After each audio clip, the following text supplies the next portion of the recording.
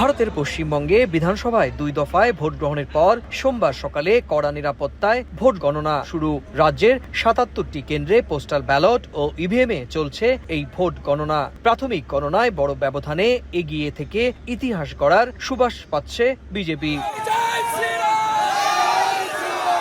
বাংলাদেশ লাগোয়া পশ্চিমবঙ্গে সরকার গঠনের জন্য প্রয়োজন 147 আসন। সেই ম্যাজিক ফিগার স্পর্শ করে প্রথমবার জয়ের পথে বিজেপি। 150-র বেশি আসনে এগিয়ে গেরুয়া শিবির।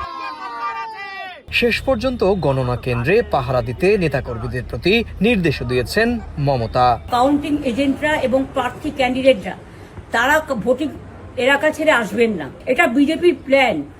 প্রথম 2-3 রাউন্ডে আমি কালকে থেকেই বলছি যে ওদেরগুলো আগে দেখাবে, আমাদেরগুলো পরে দেখাবে।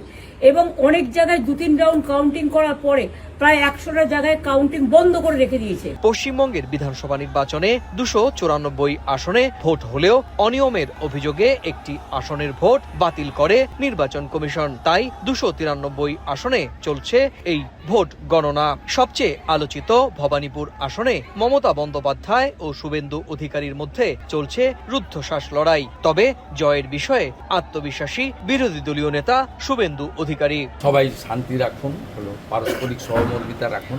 এখন ইনিশিয়াল ট্রেন্ড অন্তত 50% কাউন্টিং হোক, জনতা জনার্দনের উপর ভরসা রাখুন।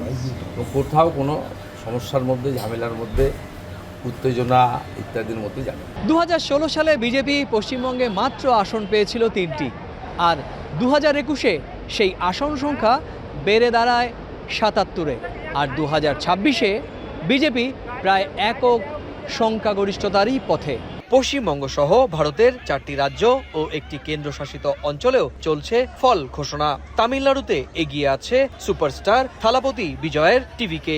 কেরালায় বাম দলকে হটিয়ে এগিয়ে রয়েছে কংগ্রেস জোট। অন্যদিকে আসাম ও পুদুচেরিতে বিজেপির জয় জয়কার।